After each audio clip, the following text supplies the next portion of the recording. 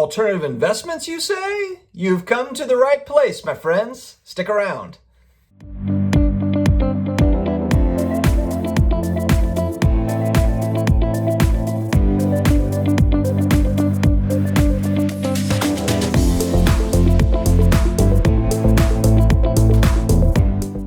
Hello to all my investor, collector, alternative investment friends.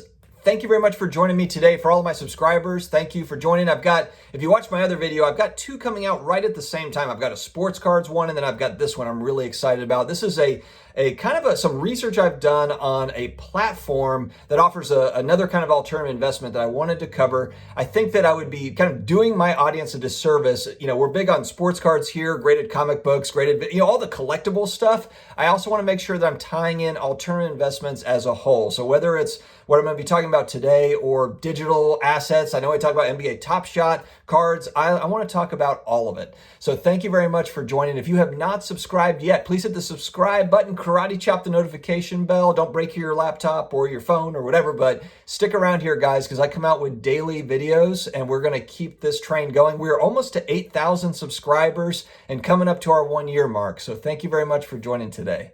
Okay, guys, I was introduced to a site that I really like. It's called MoneyMade.io. MoneyMade.io. And one thing I really like about this site is it's essentially a site that has a dashboard to where you can include all these alternative investment apps, so Collectible or Rally Road. It all kind of houses it on one site so you can stay organized. But then also what's kind of nice is it's introduced me to other options, other alternative investment options. And look, I'll be perfectly honest, I'm still kind of doing research on a lot of this stuff. It's a lot of fractional share type stuff, and I'm still doing research. So I'm sharing my research with you essentially. And the one company that I want to talk about here today that I thought was very interesting, like I said, still researching, haven't gotten into it yet, but I'm just learning about it, and it's called MasterWorks. And it's essentially a way for you to buy into fine art. I thought this was cool because, look, I'm not a huge art person. The only art I've got is what my kids make me at school. It's fantastic, but I'm not going to pretend that I am some art expert. But the one thing that I do like, in a similar vein to like what Collectible does with sports cards, where you can buy into the PSA 10 Michael Jordan that's $500,000 that I'm never going to be able to afford. I'm able to buy shares of it. This is the same sort of idea, but it's with Banksy and Warhol and those types of things. Really, really rare artwork. And it's interesting. There are kind of, pros and cons to the site. I would say cons that I did notice with MasterWorks. First off, it looks like minimum investment is $10,000. So that's going to knock out a lot of people right out of the gate. There's also a fairly limited supply of investments. Obviously, if you have kind of one-of-one art pieces, you're not going to have 1,000 different offerings to choose from, at least not now. But it makes sense that there would be kind of limited offerings there. So you have to keep that in mind. Also, it's not as liquid as other things are. So this is kind of more if you're looking, I think it's probably like 3 to 5 years or so. If you're looking for kind of a midterm, it's still considered short term, but I wouldn't say this is like flipping. This is not like flipping art or anything like that, or at least not at this point from what I understood about their platform. Maybe it'll come to a point where you can kind of buy and sell shares quickly or something, but at this stage, it's fairly illiquid compared to some of the other options that you might have out there. It got me thinking. It was kind of like, wow, well, and we look at these alternatives as, look, it's something else to kind of go with our traditional investments, stocks, bonds, real estate. And when I saw that, I was like, wow, that's not something that I was aware of. I have heard of massive art sales. The largest art sale, and I remember hearing about this, just thinking like, what? It was a Leonardo da Vinci, Salvator Mundi, I'm probably saying that wrong, but it was one of his original pieces sold for $450 million in 2017. If you can believe that, that's for one piece of art. Now, granted, Leonardo da Vinci, I mean, it doesn't get much bigger of a name than that.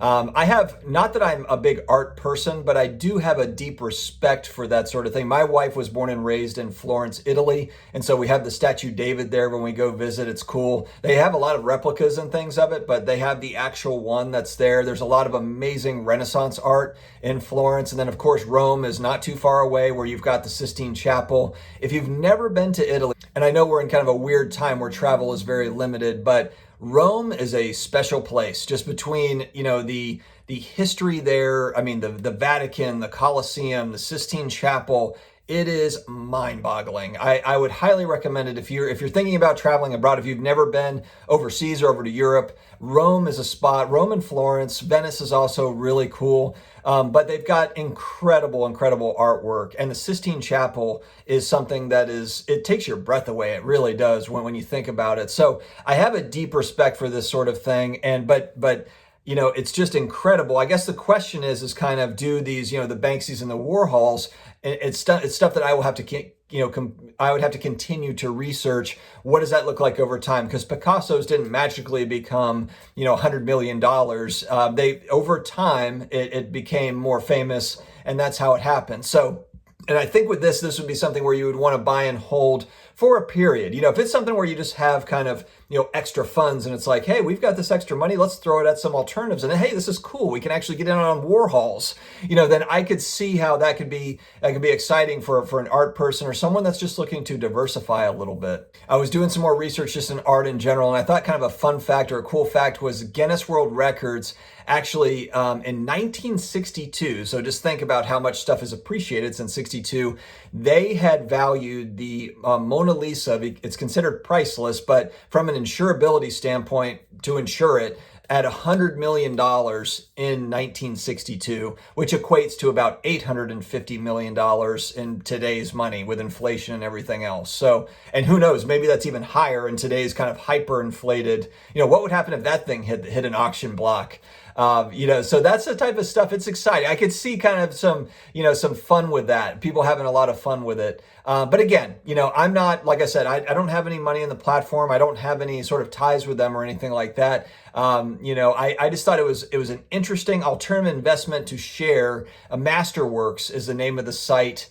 And MoneyMade was a site, kind of a platform that houses a lot of these different options and adding new ones all the time to check out. So a cool thing that I thought would be worth sharing with my audience. Let me know, are you guys art people? Or anybody kind of getting into art, thought about it, or know more about this? Or have you used MasterWorks? Are you happy with it? I'd like to hear, or are you unhappy with it? I would like to hear kind of, if you've had some success or just any sort of experience with MasterWorks would be awesome. So guys, thank you very much for joining me today. I want to mix in some more of these kind of the different alternative investment platforms that are out there, just to offer my audience, some different things, some different viewpoints. So thank you very much for joining me today, guys. Have a great day. Don't forget to subscribe if you haven't already, and we will talk to you again tomorrow. Take care.